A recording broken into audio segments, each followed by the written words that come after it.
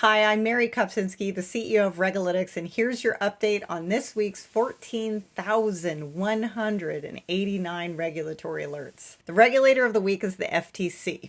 Apparently, the Wall Street Journal expose that pointed out that the FTC equity trading is far higher than any other agency brought some pink to the cheeks of the leadership. There was a unanimous joint statement issued by the chair and the commissioners insisting that the agency is composed of dedicated, honest career civil servants. This week, the FTC is also thinking of updating its energy labeling rule, so you know what to do if you have opinions.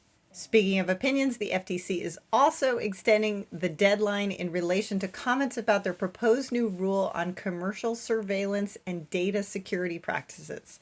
So now you have until November 21st for that one. The topic of the week is worm. And no, I'm not talking about the wiggly, slimy, gross dirt creatures. I'm talking about the current practice in relation to electronic record keeping for large Wall Street institutions, which stands for Write Once, Read Many. The SEC is finally considering the adoption of a rule that will allow broker-dealers to retire the antiquated systems of using CD-ROMs or other primitive worm technology.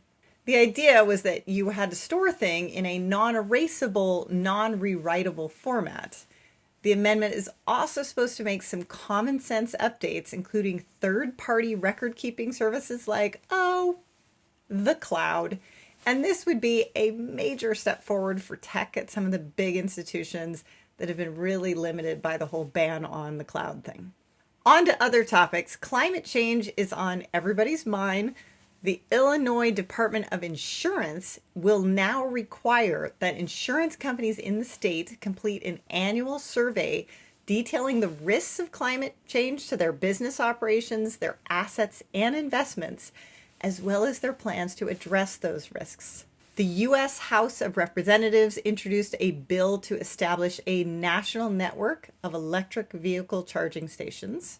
The Japanese FSA and the Bank of Japan, in cooperation with 3 major banks and 3 major non-life insurance groups, also conducted a climate risk scenario analysis, kind of like the one I talked about last week, but they published their results, which are pretty interesting. Meanwhile, MOZ, the Monetary Authority of Singapore, announced a new Chief Sustainability Officer. For those of you following privacy, the Department of Justice, as ordered to do so by the White House, has established a data protection review court to specifically handle complaints about U.S. intelligence activities.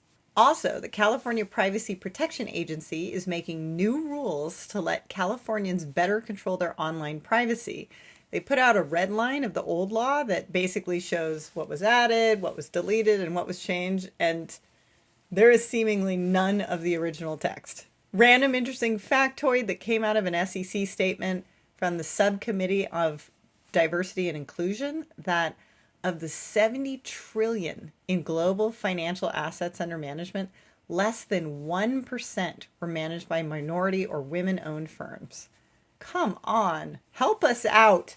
Make an investment. Just do it. The National Bank of Ukraine has contacted the Financial Action Task Force on Money Laundering, asking the global organization if it would consider excluding the Russian Federation from the list of member countries and putting it on the formal FATF blacklist. Treasury via FinCEN and OFAC announced a settlement with Bittmex, which is a private company based in Bellevue, Washington, that provides an online virtual currency exchange and hosted wallet service. Bittmex is paying a $24 million fine to OFAC to settle its actual violations of sanctions against Cuba, Iran, Sudan, Syria, and the Crimea region of Ukraine.